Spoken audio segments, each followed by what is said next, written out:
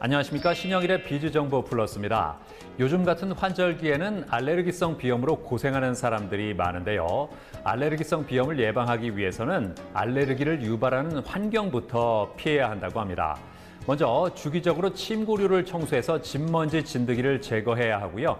미세먼지가 심한 날에는 외출은 자제하는 게 좋겠습니다.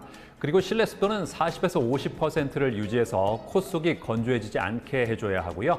외출할 때는 외투를 챙겨서 일교차에 대비하는 게 좋다고 하니까 참고하시기 바랍니다.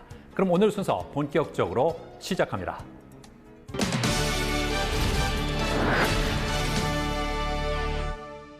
코로나19가 언제 끝날지 알 수 없는 상황에서 개인 위생 관리는 무엇보다 중요합니다.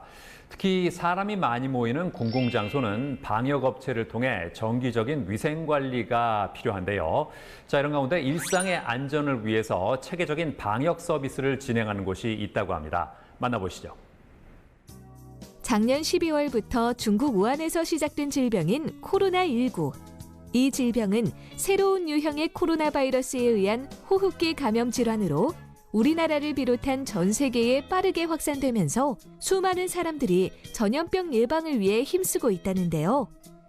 외출 시에 마스크 착용은 물론이고 손소독제를 이용하며 다른 사람과의 접촉을 최소화한다고 합니다.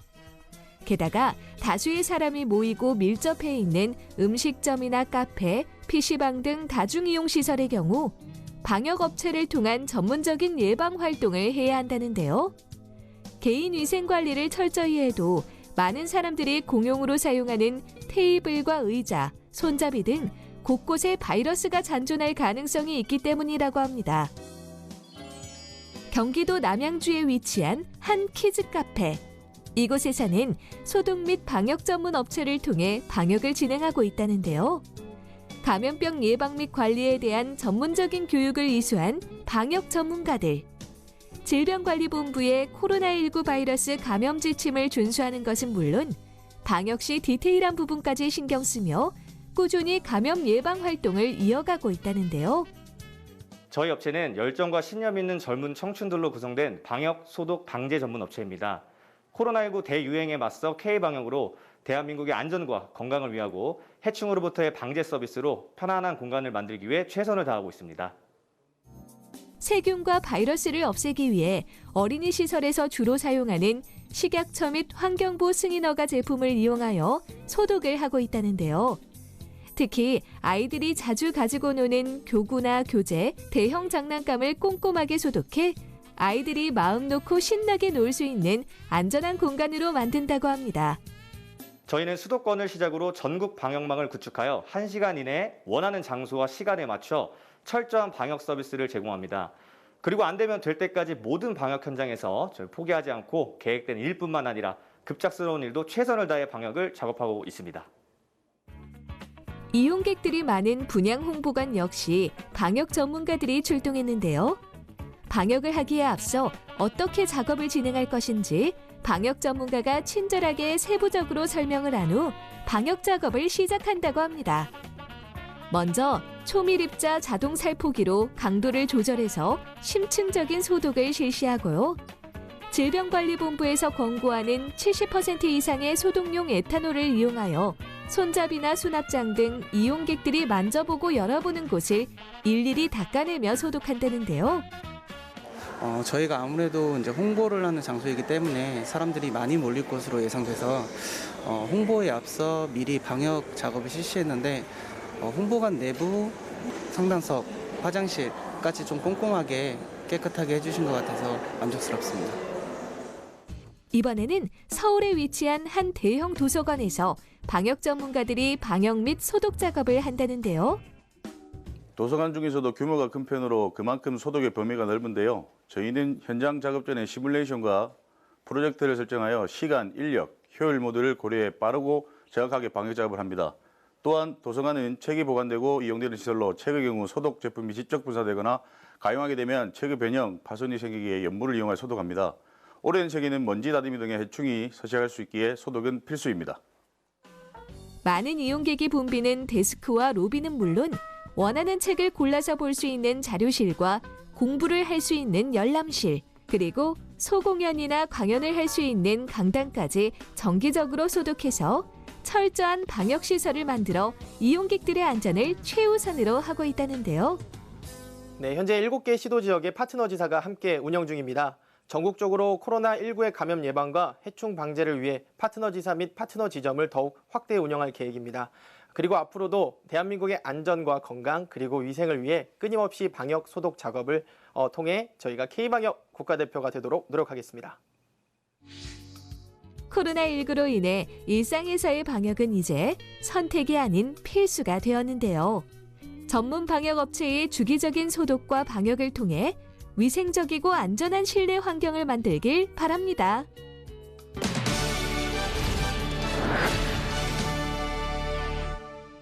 요즘 많은 사람들의 눈 건강에 적신호가 켜졌다고 합니다. 이 스마트폰이나 컴퓨터처럼 눈을 혹사하는 환경에 장시간 노출되는 경우가 많아졌기 때문인데요. 자, 이런 가운데 집에서도 간편하게 시력을 관리할 수 있는 웨어러블 디바이스를 개발한 곳이 있다고 합니다. 만나보시죠. 몸이 1000냥이면 눈은 900냥이라는 말이 있는 것처럼 눈은 사람의 신체 기관 중에서 아주 중요한 부위라고 합니다. 하지만 현대 사회에 들어오면서 눈 건강에 빨간불이 켜진 사람들이 늘고 있다는데요. 출퇴근길 지하철에서 스마트폰을 보고 사무실에서는 컴퓨터 모니터를 응시하며 업무를 마친 뒤 귀가에서는 TV 시청까지 많은 사람들이 디지털 기기의 홍수 속에 살고 있기 때문입니다. 스마트폰이나 컴퓨터 등 각종 디지털 기기는 우리의 삶의 편의를 선사해주지만 장기간 사용할수록 눈 건강을 해치는데요. 그렇다면 눈 건강을 지키기 위해서는 어떻게 해야 될까요? 서울에 위치한 한 회사. 이곳은 스마트폰의 일상화로 위협받고 있는 현대인들의 눈 건강을 지키기 위해 개인에게 최적화된 시력관리용 웨어러블 디바이스를 개발했다고 하는데요. 2014년 현직 의사들과 검안사들이 모여 설립된 회사로서 For Your Vision이라는 슬로건과 함께 인류의 시력 개선에 조금이나마 도움을 주고자 설립이 된 회사입니다. 현재 스마트폰의 보급에 따라서 전 세계 인류의 시력이 급감을 하고 있는데요. 이렇게 급감되는 이 시력에 대한 추세선을 조금이나마 꺾어서 인류의 시력 개선에 도움을 주고자 하는 목표로 설립이 된 회사입니다. 저희 회사의 제품은 총 5가지의 라인업으로 구성이 되어 있는데요. 4가지는 의료기기군으로서 식약처인 허가 절차를 밟고 있고 현재 웰리스 제품 1가지는 현재 시판 중에 있는 상태에 있습니다. 인류에게 건강한 삶을 제공한다는 목표로 10여 명의 대학병원 안과 교수진과 의사 출신의 개발자가 함께 모여 회사를 설립했다고 하는데요. 끊임없는 연구와 열정 끝에 탄생시킨 제품이 바로 눈 건강을 전문적으로 관리해주는 솔루션이라고 합니다. 네, 우선 저희 회사가 설립된 배경에 대해서 간단히 설명을 드리겠습니다. 제가 군의관으로 군 복무를 하던 시절에 시력을 크게 다친 사고를 겪게 되었는데요.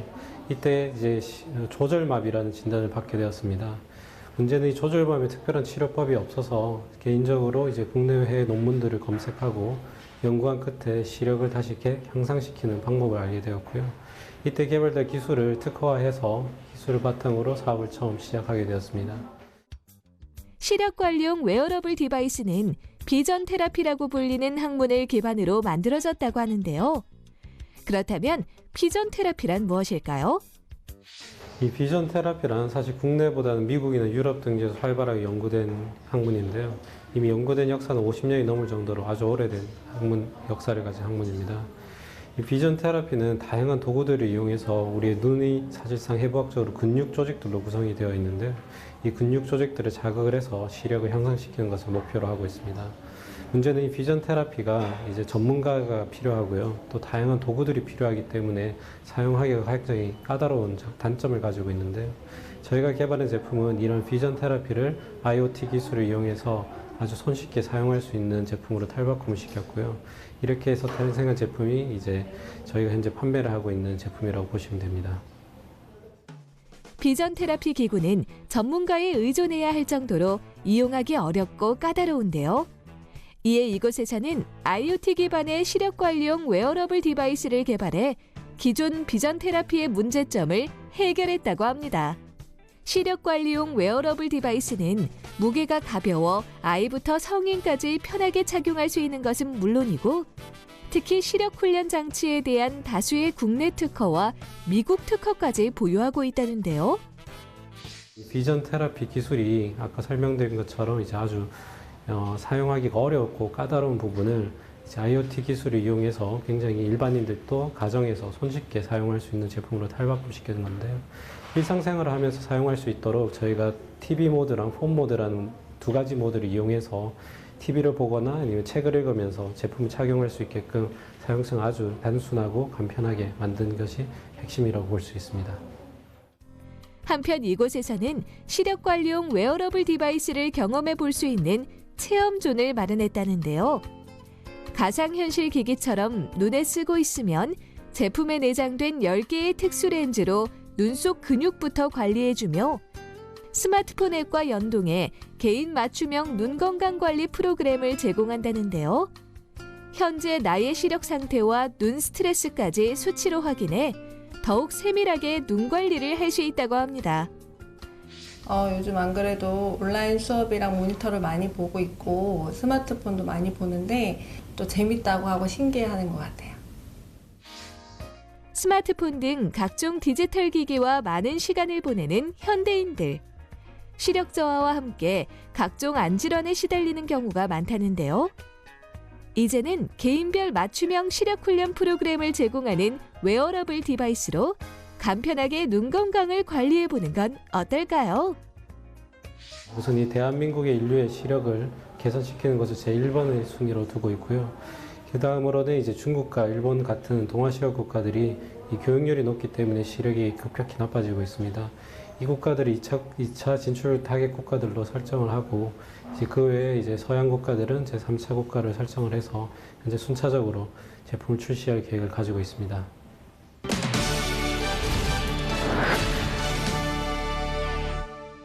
오늘날 바다는 기름이나 중금속, 방사성 물질 등으로 오염돼서 몸살을 앓고 있습니다.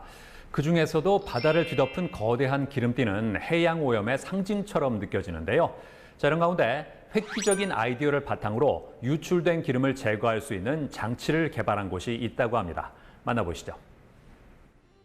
자연은 스스로 어느 정도의 정화 능력을 갖고 있다고 합니다. 그중에서도 물은 방대한 양을 바탕으로 뛰어난 자정 능력을 갖추고 있기 때문에 어느 정도의 오염은 물 스스로 정화할 수 있다는데요.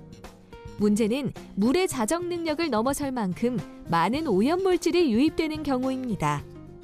많은 양의 오염물질이 갑자기 유입되거나 오랜 시간 지속적으로 유입될 때 물은 자정 능력을 발휘할 수 없게 되는데요. 이와 동시에 물에 의지해 사는 많은 생명체들의 생존도 위협받게 됩니다. 우리는 이런 현상을 수질 오염이라고 부르는데요. 다양한 수질 오염의 원인 중에서도 기름 유출은 해양의 생태계뿐만 아니라 인접한 우리 인간의 삶의 터전마저 망가뜨리는 주범이라고 합니다. 이에 세계 각지에서는 기름 유출 사고가 발생했을 때 신속하게 수습해 피해 규모를 줄이기 위해서 새로운 기름 방제 기술 및 장치들을 개발하고 있다는데요. 이러한 가운데 끊임없는 도전과 혁신적인 기술을 바탕으로 유출된 기름을 빠르게 제거할 수 있는 장치를 선보인 개발자가 있다고 합니다. 직접 수상 오염물 제거 장치를 발명한 이정용 개발자를 찾아가 자세한 이야기를 들어보았습니다. 네, 2007년 12월에 일어난 태양기름 유출 사고를 기억하는 분들이 많으실 겁니다. 유조선과 해상 크레인이 충돌해 12,547kl의 원유가 바다로 유출된 사건인데요. 기름 유출 사고는 생태계에 오랜 기간 동안 피해를 줍니다. 태양기름 유출 사고의 경우 바다에서 유류 성분이 사라지기까지 7년 정도가 걸렸고 현재도 크고 작은 기름 유출 사고가 계속해서 발생하고 있습니다. 이에 기름 유출 사고에 대비할 수 있는 수상 오염물 제거 장치를 개발하게 되었습니다. 바다를 통한 선박 기술이 발전함에 따라 그로 인한 기름 유출 사고도 늘어나고 있다는데요. 세계적으로 매년 120만 배럴 이상의 기름이 바다에 유출되고 있으며 우리나라 역시 지속적으로 기름이 해양으로 유출돼 막대한 경제적, 사회적, 환경적 손실을 잇고 있다고 합니다. 대형 기름 유출 사고의 경우 기름이 물에 떠 유막을 형성하게 되는데요. 유막에 의해 햇빛이 바닷물을 투과하지 못해 해조류나 플랑크톤의 광합성을 저해하고 산소 공급도 차단되어 해양 생물들의 호흡을 힘들게 합니다. 게다가 기름이 유화되면 타르보를 만들면서 바닥에 가라앉게 돼 오랜 시간 동안 생태계에 큰 악영향을 끼친다는데요.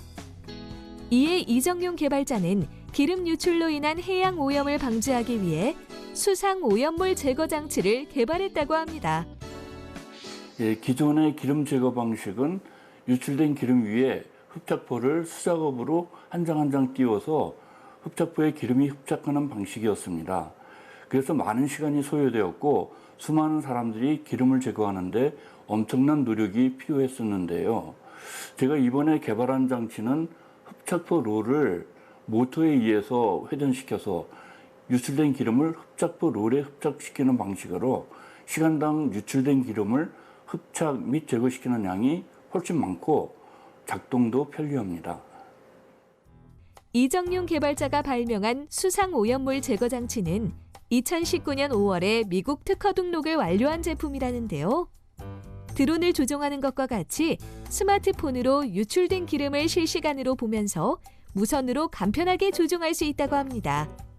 게다가 무선 조종에 의해 흡착포 롤이 회전하게 될 때 흡착포 롤 작동을 표시하는 LED가 켜지게 되며 신속하게 유출된 기름을 흡착시킨다는데요. 유출된 기름을 흡착시키는 흡착포로를 모두 사용하면 내부의 뚜껑을 열고 흡착포로를 새 걸로 교환한 후 다시 무선 조종으로 작업을 하면 된다고 합니다. 무선 카메라에 의해서 실시간으로 유출된 기름 상태를 스마트폰을 보면서 무선으로 흡착포로를 모터로 회전시켜 기름을 흡착 및 제거할 수 있습니다. 그리고 24시간 흡착포로를 구동시킬 수 있는 태양전지를 사용하여 24시간 전원을 별도의 충전 시간 필요 없이 공급할 수 있는 특허 기술을 출원 중입니다. 환경에 막대한 영향을 미치고 경제적 손실까지 초래하는 기름 유출 사고. 앞으로는 수상 오염물 제거 장치를 이용해 유출된 기름을 빠르게 제거하여 수질 오염 확산을 방지하길 기대해 봅니다.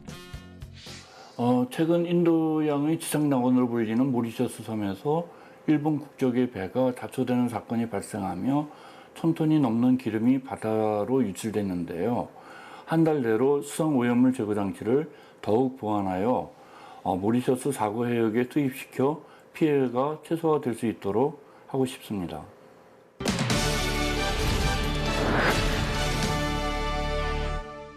요즘 주식으로 재테크를 하는 경우가 많은데요. 주식시장은 변동성이 크고 복잡해서 무턱대고 투자했다가는 낭패를 보는 경우도 있다고 합니다. 자, 그래서 이번에는 개인 투자자들에게 도움을 줄 수 있는 자동 매매 시스템을 개발한 김야일 대표와 함께 자세한 말씀 나눠보겠습니다. 안녕하세요. 안녕하세요. 먼저 회사 소개를 부탁드리겠습니다. 네, 저희 회사는 2013년 설립한 소프트웨어 개발 회사로서 내비게이션 외주 개발을 수행했습니다. 2018년부터는 사업 영역을 유사 투자 자문업으로 확대해서 주식 자동 매매 시스템을 개발해 운영하고 있습니다. 어떻게 해서 주식 자동 매매 시스템을 개발하게 되셨나요? 네, 모든 주식 투자자들은 어떤 종목을 사서 언제 매도할까를 항상 고민합니다. 특히 매도할 때는 많이 망설이다가 수익권에서 매도를 못해서 장기 투자를 하거나 손절을 못해서 오히려 손실폭이 커지는 경우가 더 많습니다. 그래서 저희는 시세를 보지 않아도 수익권에서 자동 매도를 하고 급락하는 종목은 손실이 적을 때 손절을 해주는 자동 매매 프로그램을 개발하게 되었습니다. 요즘 주식 시장은 어떻습니까? 네, 코로나19 이후에 전 세계 증시 및 국내 증시가 모두 패닉 상태였습니다. 정부는 공매도를 금지하는 등 증시 부양책을 내놓았고 많은 개인 투자자들이 주식시장에 투자해서 현재는 주식시장이 많이 안정화되었습니다. 이때 투자한 개인 투자자들을 동학개미라고 하며 그때 투자한 금액도 100조 원에 달한다고 합니다. 동학개미운동은 구한말 동학농민운동에 빗댄 표현입니다. 특허 등록된 기능이 있다면서요? 네. 저희 시스템에 적용된 계단식 트레일링 스탁 기법은 특허 등록되었습니다. 이해를 돕기 위해서 그림을 보면서 설명드리겠습니다. 왼쪽이 일반적인 스탑로스 기법인데요. 최저이익 3%, 최고이익 12%로 설정했다고 가정하겠습니다. 처음 3% 돌파 후 약 11% 상승할 때까지는 매도되지 않고 이후 급락해서 3% 하락 시 매도되어 실제 수익은 3% 정도입니다. 특허 등록된 것은 이러한 스탑로스의 단점을 보완하기 위해서 계단식으로 체크하는 것입니다. 오른쪽 그림에서 보듯이 3%부터 11%까지 양봉 상승 돌파 시에는 매도하지 않고 11%가 하회할 때부터 7% 가까이 올 때까지 분할 매도를 하게 됩니다. 이후 다시 7% 이후 양봉 상승하는 10%까지는 분할 매도를 멈추게 됩니다. 이 시스템은 어떤 특징이 있습니까? 저희 자동매매 시스템은 타 시스템과 달리 기준점을 계단식으로 체크하고 분할 매도를 한다는 것입니다. 분할 매매 시간과 금액은 20초 50만 원으로 설정되어 있지만 사용자가 변경 가능합니다. 많은 투자자들이 최고점에서 일괄 매도를 원하지만 장중에는 최고점 알 수 없기 때문에 특정 시점에 일괄 매도하는 것보다는 분할 매도를 하는 게 합리적이라고 생각합니다. 이 현재 또 다른 특허를 출원했다면서요? 네, 앞에서 설명드린 특허에 휴리스틱 기법을 적용해서 주식 시세가 급격하게 변하거나 완만하게 변할 때 주문 수량과 가격을 변경하는 기능을 보강해서 특허 출원하게 되었습니다. 휴리스틱 기법은 어떤 건가요? 휴리스틱은 간단하게 얘기하면 과학적 방법보다 경험적, 직관적으로 의사결정하는 방법인데요. 이해를 돕기 위해서 그림을 보면서 설명드리겠습니다.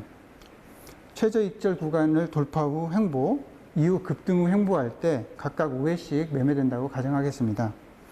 왼쪽 그림은 횡보 혹은 급등 여부와 관계없이 동일한 수량 및 금액으로 매도 주문합니다. 오른쪽 그림은 휴리스틱 기법으로 첫 주문 후에 이후 횡보할 때는 주문 금액 및 수량을 줄입니다. 그리고 여섯 번째처럼 급등하면 오히려 수량과 금액을 늘리고 다시 횡보할 때는 주문 수량 및 금액을 줄이는 방식입니다. 실제 매매된 내역을 보여드리겠습니다. 2020년 7월 8일 거래에서는 균등하게 분할 매도되었고 휴리스틱 기법이 적용된 2020년 9월 7일 거래에서는 수량과 주문 금액이 다르게 매매되었습니다. 시스템 개발에는 얼마나 걸렸고 이용자들의 만족도는 어떻습니까? 2017년 개발을 시작해서 2017년 8월에 개발 완료 후 동영상 사이트 및 SNS에 게재했습니다.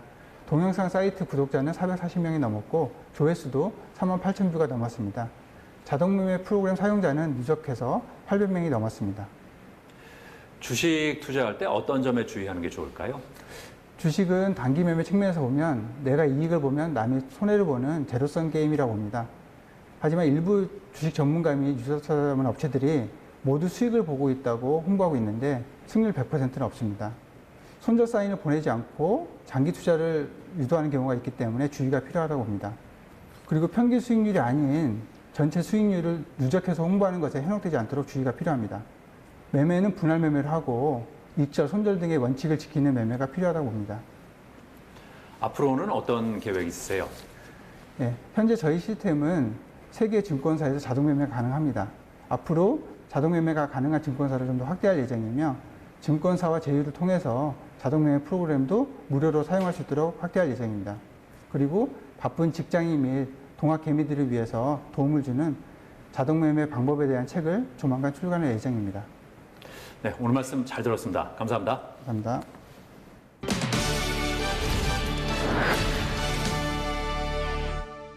요즘 상가나 오피스텔을 분양하면서 고수익 보장 등의 허위 과장 광고를 내서 피해가 발생하는 사례가 있다고 합니다. 자, 그래서 이번에는 분양 관련 분쟁에 대한 지식을 갖춘 이우송 변호사와 함께 자세한 말씀 나눠보겠습니다. 안녕하세요. 안녕하세요. 요즘 집합 건물의 분양 계약과 관련한 분쟁이 많이 발생하는 이유가 뭘까요? 네, 우리나라는 과거 주택난과 상가 사무실 공간의 부족을 해결하기 위한 방편으로 집합 건물을 대량으로 공급하는 정책을 펼쳐왔는데요. 이 과정에서 분양자의 자금난을 해결하기 위한 방편으로 선분양 후시공의 분양제도를 도입하여 시행해 왔습니다. 이러한 선분양 방식의 분양계약에서 소비자는 통상의 특정물 매매와 달리 물건을 점검해보고 하자를 확인하여 분양대금 등 거래 조건을 정할 수가 없습니다. 따라서 허위 과장 광고, 중요한 정보의 미제공, 건축물의 하자 등 분쟁이 빈번하게 발생하고 있는 것이 현실입니다. 허위 과장 광고를 믿고 계약을 체결한 수분양자들이 계약을 취소하고 대금을 돌려받는 게 가능합니까? 분양계약의 체결은 신문 광고, 분양 책자 배포, 견본주택의 전시, 분양 담당자의 설명 등 일련의 여러 과정을 거쳐 이루어지게 됩니다. 그런데 상품의 광고 행위는 대부분 법적 구속력을 갖지 않는 청약의 유인으로 이해되기 때문에 문제된 광고의 내용이 분양계약서에 포함되어 있지 않는 한 수분양자가 막연히 분양 담당자의 설명이나 광고를 신뢰하였다고 주장하는 것만으로는 분양계약의 해제 또는 취소가 인정되지 않는 경우가 많습니다. 다만 판례는 거래에 있어서 중요한 사항에 관하여 상거래의 관행과 신의 측에 비추어 비난받을 정도의 방법으로 허위로 고지한 경우에는 허위 과장 광고의 한계를 넘는 기망행위에 해당하여 분양계약의 취소를 인정하고 있습니다. 구체적인 예를 들어서 설명해 주시죠. 분양대행사가 상가의 층별 임대보증금 및 월세가 기재된 예상표를 보여주면서 분양계약 체결을 유도하는 경우가 많은데요.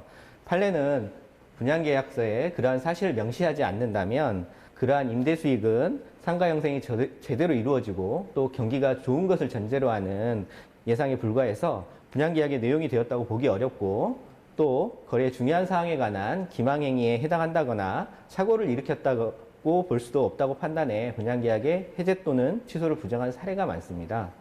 그런데 상가를 분양하면서 분양자가 멀티플렉스 영화관 입점 확정 또 고속철도 출발역 인접이라는 허위 광고를 한 사안에서는 수분양자들이 상가 분양 여부를 결정하는데 매우 중요한 요소로 작용할 수밖에 없다는 점을 들어 기망행위에 의한 분양계약 취소를 인정한 사례가 있습니다. 이 피해를 본 수분양자들이 계약을 취소하지 않고 별도로 손해배상 책임을 물을 수도 있나요? 허위 과장의 분양 광고가 사회적으로 용인될 수 있는 상술의 정도를 넘는 경우에는 기망행위에 해당하여 불법행위에 의한 손해배상 책임이 인정될 수 있습니다. 한편 허위 과장의 분양 광고가 기망행위의 정도에 이르지는 않더라도 표시 광고의 공정화에 관한 법률에서 규제하는 허위 과장 광고에 해당하는 경우 교환가치 하락분에 대한 손해배상 책임이 인정될 수 있는데요. 표시광고법에서는 분양자가 고의 또는 과실이 없음을 들어 손해배상 책임을 면할 수 없고 또 손해액을 증명하는 것이 사안의 성질상 곤란한 경우에도 법원이 변론 전체의 취지로 상당한 손해액을 인정할 수 있도록 규정하고 있습니다. 이 피해를 본 수분양자들이 분양자에 대해서 그 사기죄 같은 형사 책임을 물을 수도 있나요? 허위 과장의 분양 광고는 일반적으로 민사상 손해배상 책임의 대상이 되지만 그 자체로 사기 분양이 된다고 보지는 않습니다. 그러나 분양계약의 중요한 부분에 관한 구체적 사실을 상거래의 신의성실의 원칙에 위반하여 허위로 광고한 경우에는 형사적으로도 사기죄의 기망행위에 해당할 수 있습니다. 예를 들어 분양자가 가짜 임차인을 내세워 병원 입장계약서를 허위로 작성하거나 구체적인 입점계약 협상이 진행되지도 않았는데 병원 입점이 확정된 것처럼 기망하여 약국을 운영하려는 수분양자로부터 고가의 분양대금을 받은 것이라면 이는 단순히 민사적인 사안을 넘어서 형사적인 사기죄의 책임까지 물을 수 있는 사안이 됩니다. 이 분양자가 계약 체결을 할지 말지를 결정하는 데 있어서 중요한 정보를 제공하지 않는 경우는 어떻게 됩니까? 분양계약상 분양자의 정보 제공이 문제가 되는 사안은 일조, 소음 차단 등 생활환경 문제와 공동주택단지 주변에 환경오염시설이라든지 혐오시설이 설치된 경우에 자주 나타나고 있습니다. 판례는 분양자가 아파트 단지 인근에 쓰레기 매립장 건설이 예정되어 있거나 공동묘지가 조성되어 있다는 사실을 수분양자들에게 알리지 않은 사안에서 신의성실의 원칙상 고지의무 위반으로 손해배상 책임을 인정한 사례가 있습니다. 이 밖에는 또 어떤 분쟁 사례가 있습니까? 분양받은 상가에 분양계약 체결 당시 고지받지 못한 기둥이 존재하는 경우들이 있는데요. 판례는 기둥의 위치와 면적에 비추어 볼 때 기둥이 시야를 차단하고 또 고객과 영업주의 동선에 중대한 제한을 초래하여 분양계약의 목적 달성이 불가능하게 된 경우 분양계약의 해제 또는 취소를 인정하고 있습니다. 한편 분양계약의 목적 달성이 불가능한 정도에 이르지는 않더라도 기둥이 상가의 공간 활용에 상당한 제약을 초래하는 경우에는 분양대금 감액을 청구할 수도 있습니다. 계약을 체결할 때 어떤 점에 주의하는 게 좋을까요? 분양계약서의 분양자, 즉 매도인이 부동산 개발 사업의 시행회사인지 그리고 신탁회사인지 시공회사인지 이를 명확히 확인하고 계약서를 작성할 필요가 있습니다. 분양계약서상 매도인으로 기재된 시행사가 분양자로서 분양계약 관련 법적 책임의 주체가 되기 때문입니다. 그리고 분양대행사를 통해 분양계약을 체결하는 경우에 분양대행사 직원들의 말만 믿고 그들이 보장해준다는 내용이 그대로 분양계약에 내용이 된다고 절대로 믿으시면 안 되고 분양계약서에 명시된 내용이 하나여 시행사에 대응할 수 있다는 점을 유의해야 합니다. 따라서 임대수익 보장 등 조건이 있어 계약을 하시려는 분들은 반드시 계약서에 그러한 내용을 명확히 기재해서 날인 후 계약금을 입금해야 합니다. 피해 구제 소송 시에는 어떤 점에 유의하는 게 좋을까요? 분양계약 관련 분쟁은 일반적인 민형사 분쟁과는 달리 분양시장의 특수성을 잘 알고 전략적으로 접근이 필요한 부분입니다. 따라서 분양 관련 소송 수행 경험이 있는 변호사와 상담을 한 다음 절차를 진행하는 것이 효과적인 권리구제에 도움이 될 것입니다. 네, 오늘 말씀 잘 들었습니다. 감사합니다. 감사합니다.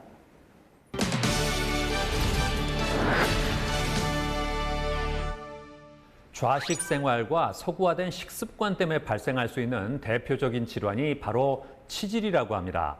이러한 치질을 관리할 수 있는 방법 중에 하나가 좌욕이라고 하는데요. 자, 그래서 이번에는 근적외선을 이용해서 편안하게 좌욕을 할 수 있는 제품을 개발한 곳을 소개해드리겠습니다. 바쁜 현대인들에게는 여러 가지 고질병이 존재한다는데요. 바로 목, 허리 통증과 관절염, 그리고 소화불량과 변비가 대표적인 고질병이라고 합니다. 이 병들은 쉽게 고쳐지지 않을 뿐더러 일상생활을 더욱 힘들고 지치게 하는데요. 그중에서도 남들에게 쉽게 말하지 못하는 질환이 있다고 합니다. 바로 항문질환 중 하나인 치질로 전 인구의 75% 정도가 한 번쯤은 치질을 경험할 정도로 흔한 질환이라고 하는데요. 특히 50대 이상의 중년인 경우 50% 이상, 즉 2명 중 1명이 치질 환자일 만큼 유병률이 매우 높다고 합니다. 최근에는 20, 30대 젊은 층 사이에서도 치질이 점점 발생하고 있다는데요. 이러한 치질은 무리한 다이어트나 임신과 출산으로 인해 발생할 확률이 높은 편이라고 합니다. 또한 오래 앉아있는 자세와 같은 생활 습관 역시 치질을 유발하는 원인으로 꼽힌다고 하는데요. 치질은 치액과 치열, 치루 등 항문 주변에 발생하는 질환을 말하며 흔히 치액을 치질이라고 말합니다. 치액은 항문의 혈관 조직이 부풀며 여러 가지 증상이 생기는 질환이며 사용하면 할수록 점차 더 부풀고 늘어지게 되는데 어느 정도 심해지게 되면 증상이 발생하게 됩니다. 배변 시 출혈, 변볼 때 밀려나와 손으로 넣기, 가끔 치액 내부의 혈관이 터지며 혈전이 차고 심하게 붓고 아픈 혈전성 치액 등이 그 증상입니다. 치액은 평소 증상이 심하지 않고 구조적 변화가 심하지 않은 경우에는 꼭 수술이 필요하진 않습니다. 치질은 다른 질환과 마찬가지로 치료해야 할 질환 중 하나임에도 불구하고 많은 사람들이 치질을 부끄럽게 생각해 적절한 치료 시기를 놓치는 경우가 많다는데요. 잘못 방치하면 심하게 염증이 생겨서 폐혈증에 빠질 수도 있다고 합니다. 게다가 증상이 더 나아가게 되면 치료암까지 유발할 수 있어 발빠른 치료가 중요하다는데요. 그렇다면 치질은 어떻게 치료해야 될까요? 치질은 불편한 것이 계속 반복되기 때문에 치료를 받게 됩니다. 1년에 한 번 정도 피가 조금 묻는다고 해서 수술을 꼭 해야 되는 것은 아닙니다. 심하지 않고 증상이 거의 없다면 배변을 조절하고 좌욕과 휴식, 간단한 약물 치료로도 증상을 줄일 수 있습니다. 하지만 구조적 변화가 심하고 증상이 계속해서 반복된다면 수술을 고려해야 합니다. 부산에 위치한 한 가정집. 몇 년 전부터 변비에 시달려온 주부 변경애 씨를 만날 수 있었는데요.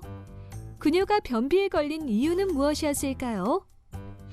제가 밥을 먹고 나면 평소에 눕는 습관이 있거든요. 그게 이제 누적이 되고 오래되다 보니까 만성 변비로 발전했어요. 그래서 제가 치료를 받게 되었어요. 만성 변비에서 치질로까지 진행되었다는 그녀. 통증이 심해져 결국 치질 수술을 받았다고 합니다. 그리고 수개월 뒤에 치질이 다시 발생해 한 번 더 수술을 받은 후 현재는 치질이 재발하지 않도록 관리하고 있다는데요. 첫 번째는 올바른 배변 습관이 중요합니다.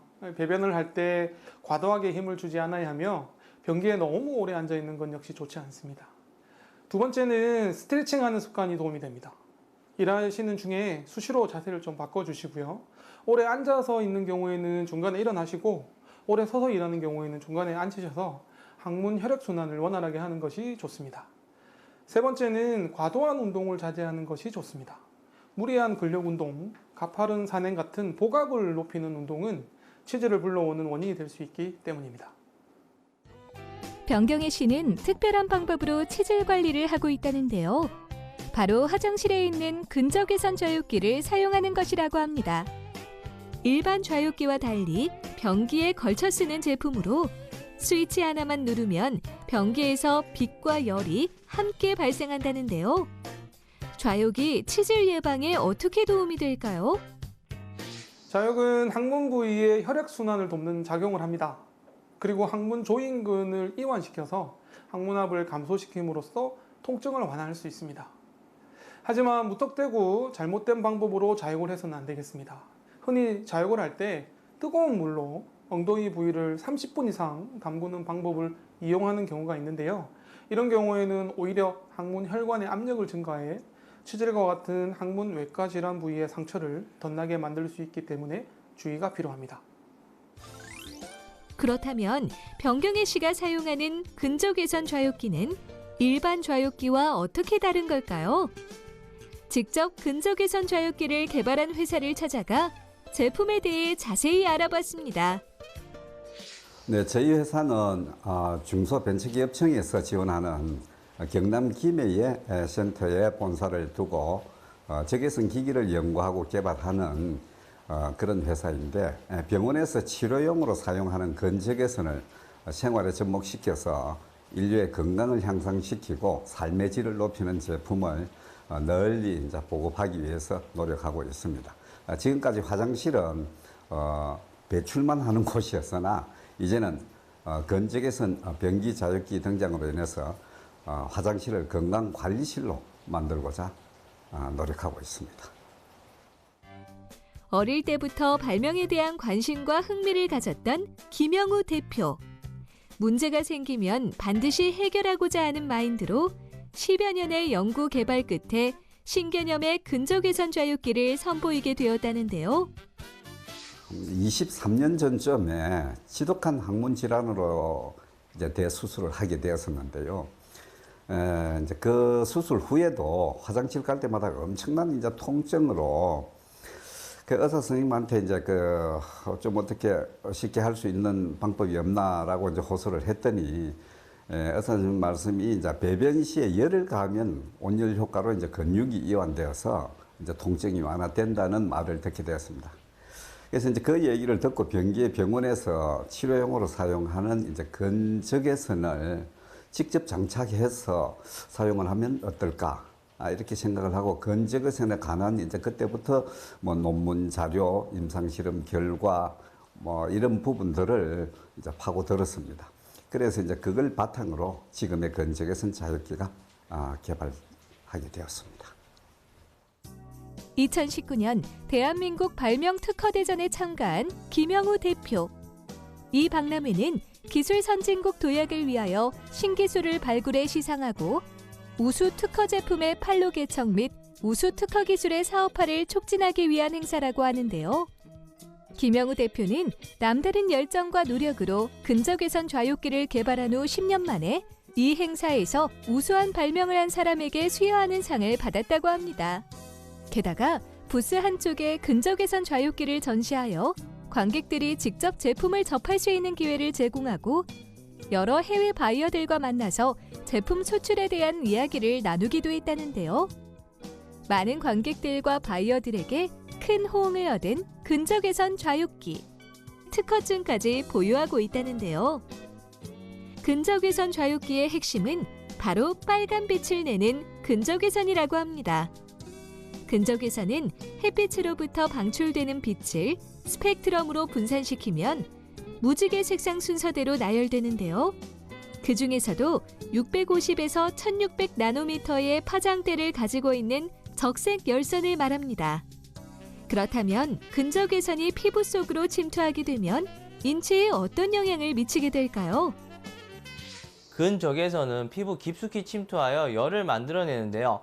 근육은 조직이 따뜻할 때 쉽게 이완이 되며 근적외선 같은 열은 손상이나 염증을 입은 근육 이완에 도움을 줍니다. 그리고 근적외선의 열로 인해 혈관의 확장과 열이 땀샘을 활발하게 활동시켜서 체내의 노폐물 배출에도 도움을 줍니다. 인체의 무해한 빛으로 일반 원적외선보다 12배 더 몸속 깊이 침투하여 우리의 건강에 많은 도움을 주는 근적외선. 이미 30년 전부터 미 항공우주국에서는 근적외선 빛을 이용한 광치료 요법으로 우주인들이 건강을 유지하는 데 사용해 왔다고 합니다. 게다가 각국 의료계에서는 이 근적외선을 생명의 빛이라 부르며 끊임없이 연구하고 임상을 통해 그 효능을 입증받았다고 하는데요. 김영우 대표는 이러한 근적외선 빛을 발하는 램프를 변기에 장착시켜 평소 햇빛을 받지 못하는 현대인들의 둔부에 근적외선을 조사함으로써 좌욕을 손쉽게 할 수 있게 만들었다고 합니다. 그리고 근적외선 좌욕기는 옛날 아궁이의 방식을 재현해낸 제품이라고 하는데요. 부인암 발병 사례가 거의 없었던 과거 할머니, 어머니 세대들은 자연스럽게 근적외선 요법을 접했는데요. 바로 이 아궁이에 불을 떼는 행위가 그것입니다. 쪼그리고 앉아 아궁이에 불을 지피면서 하복부를 따뜻한 열에 노출시켜 부인암 같은 질병 예방에 효과가 있었다고 합니다. 근적외선 좌욕기는 제품 구성상 작고 가벼워서 휴대하기 편하고 탈부착 역시 편리해서 언제 어디서나 손쉽게 변기에 장착해 좌욕 생활을 할 수 있다고 하는데요. 이용 방법도 매우 간단하다고 합니다. 별도의 준비 과정 없이 변기에 앉아 스위치만 켜면 이제 좌욕이 시작되며 스위치를 끄고 물만 내리면 또 자동으로 세척도 됩니다. 그래서 이제 이 좌욕기는 준비 없이 또 뒤처리 없이 그런 번거로운 과정 없이 간편하게 사용을 할 수 있습니다. 물을 이용하는 좌욕기 같은 경우 물 끓이기부터 시작해 제품 사용 후 세척까지 과정이 너무 번거로워서 바쁜 현대인들이 매일 사용하기 쉽지 않고 물에 의한 2차 감염이 발생할 수 있다고 합니다. 그리고 의자형 좌욕기는 별도의 공간이 필요하고 좌욕 중 생긴 분비물로 인해 집안 전체에 악취가 발생할 수 있다는데요. 반면 이곳에서 개발한 제품은 불편함 없이 좌욕을 할 수 있다고 합니다. 그리고 근적외선 빛이 환부의 빠른 회복에 도움을 주고 좌욕과 함께 용변도 볼 수 있어 배변을 원활히 할 수 있다고 합니다. 특히 근적외선 좌욕기의 놀라운 점은 바로 제품의 표면이 24K 순금으로 도금되었다는 것인데요. 동의보감에 따르면 금은 유독물질에 대한 해독작용과 함께 신경 안정을 도우며 피부 정화 작용에 유효하다고 합니다. 제품의 이제 표면에 24K 순금으로 지금 도금을 했습니다. 이제 그 비싼 금을 이용을 한 이유가 이제 흔히 변기에는 이제 소변을 보게 되면은 암모니아가 이제 꽉 차게 됩니다. 그래서 이제 일반 금속이나 철은 거기에서 부식이 안 되는 철이 없습니다. 그래서 이제 쭉 개발을 해오던 중에 24K 순금으로 도금을 해서 특수 처리를 하게 되면은 이제 열에도 강하고 또 부식도 되지 않고 그래서 이 24K 순금을 사용을 하게 되었습니다. 지금은 완제품으로 세상에 나와 체질 환자를 비롯한 많은 사람들이 사용하고 있지만 이 과정이 순탄치 않았다고 하는데요. 단순해 보이는 제품이지만 이러한 제품을 완성하기까지 많은 시행착오를 겪었다고 합니다. 네, 이 제품은 10년 이상 된 초기 제품인데요. 여러 문제점이 있었습니다. 첫 번째로는 변기에 거는 제품이기 때문에 물이 닿아도 안 되고 또 변기가 미끄럽기 때문에 거기에 잘 또 걸려야 되고 이러한 문제점을 해결해야 했습니다. 그래서 이제 램프가 변기에 잘 부착돼야 하는데 변기 종류가 워낙 많다 보니까 이제 라인이 제각기 달라서 고민이 되었습니다. 그래서 이제 이 램프에 방수를 하기 위해서 실리콘도 바르고 보형물을 만들어서 이제 끼워 사용해 보면서 이제 각도도 이제 점차 잡게 되었고, 그렇게 이제 발전된 제품을 만들면서 이제 10여 년 끝에 방수도 잘 되고 또 변기에 잘 장착되는 그러한 제품을 이제 출시를 하게 되었습니다. 변기에 거는 제품이기 때문에 물이 램프에 닿아도 잘 작동이 되는지, 그리고 위험하지는 않는지 신경 써야 할 부분이 굉장히 많았다고 합니다. 이에 김영우 대표는 품질을 검증해주는 기관인 산업기술시험원에서 제품 테스트를 몇 차례 진행했다고 하는데요. 방수와 접촉 전류, 그리고 누수 전류 시험까지 통과해 제품의 안정성을 인정받았다고 합니다. 정말로 제품이 물에 닿아도 괜찮을까요? 간단한 실험을 해보았습니다. 일반적인 램프들은 갑자기 이제 찬물을 부어버리면은 급격한 온도 변화로 해서 이제 다 깨어져 버립니다. 터져 버립니다. 그런데 이제 이 제품은 그러한 큰 변화에도 끄떡없도록 만들어졌고, 이렇게 물을 이제 갑자기 찬물을 부어버려도 아무 변화가 없도록 그렇게 만들어졌습니다. 편리성과 청결성, 그리고 안정성까지 모두 갖춘 근적외선 좌욕기. 이 제품을 사용하고 있는 또 다른 사례자가 있다고 해서 경기도 수원시로 향했습니다. 묵직한 항문 불쾌감과 함께 부어오르는 치질로 고생을 했다는 58세 박정배 씨. 결국 3년 전 치질 수술을 받았다고 하는데요. 30대부터 증상이 있었는데 몸이 피곤하거나 음주 다음 날은 상당히 불편했습니다. 50대가 지나면서 증상은 더 심해졌고, 대표적인 통증으로는 배변 시에 찢어지는 듯한 고통과 출혈이 심했습니다. 그래서 병원을 방문하게 됐는데 진단 결과 치질이라고 해서 수술을 받게 되었습니다. 치질에 걸렸을 당시 화장실에 가기가 두려웠다는 박정배 씨. 하지만 지금은 근적외선 좌욕기를 통해 화장실에서 편안한 마음으로 볼일을 볼 수 있게 되었다는데요. 게다가 이 근적외선 좌욕기는 자유자재로 온도를 조절할 수 있다고 합니다. 온도를 낮췄을 때와 올렸을 때 빛의 세기가 확실히 느껴지는데요. 박정배 씨는 세밀한 세기 조절이 가능한 온도 조절계를 이용해 원하는 온도로 맞춰 하루에 3번 정도 좌욕을 즐긴다고 합니다. 네, 물로 온수 좌욕을 할 때는 온도 조절을 할 수가 없어 너무 불편했는데, 근적외선 좌욕기를 사용하면서부터는 온도 조절기가 있어 간편하게 조절이 가능해 너무 좋았고요. 처가나 친가에 갈 때 간편하게 가지고 가서 사용해 보니까 너무 좋았습니다. 치질은 치료나 수술을 받더라도 치질을 유발하는 나쁜 식습관을 고치지 않으면 재발할 수 있다는데요. 그렇다면 치질에 걸렸을 때 피해야 하는 음식에는 어떤 것들이 있을까요? 인스턴트 식품은 대부분 장의 정상적인 대사를 방해하는 정제된 탄수화물과 튀김류로 이루어져 있어서 변비나 치질에 좋지 않습니다. 그리고 육류와 같은 고지방과 고단백, 섬유를 함유한 식품은 소화가 잘 되질 않아 장내 오랜 시간 머물면서 수분을 흡수해 변비를 유발하기도 하고요. 또한 감에는 변을 딱딱하게 만드는 타닌 성분을 함유하고 있어서 많이 섭취할 경우 변비가 생길 수 있습니다. 많은 현대인들이 앓고는 있지만 쉽게 말하지 못하고 부끄러워하는 질환인 치질.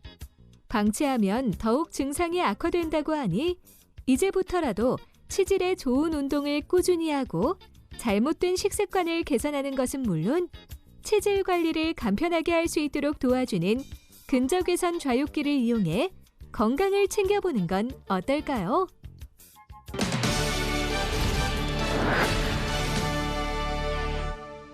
가을의 정취를 느끼기 위해 드라이브를 즐기는 분들이 많아지고 있는데요. 자동차로 드라이브를 하기에 앞서서 반드시 확인해야 할 몇 가지 알려드리겠습니다. 먼저 가을에는 큰 일교차로 안개가 자주 끼기 때문에 안개등이 제대로 작동하는지 여부를 반드시 확인해야 하고요. 아침, 저녁으로 서리가 내려서 도로가 미끄러워지기 때문에 마모된 타이어는 가능한 한 빨리 교체해 주는 것이 좋습니다. 그리고 주차할 때는 낙엽이 많이 떨어지는 곳은 피해야 하는데요. 낙엽으로 인해서 공기 흡입구가 막힐 수도 있기 때문이라고 하니까 참고하시기 바랍니다. 저는 다음 시간에도 다양한 소식 가지고 인사드리겠습니다. 고맙습니다.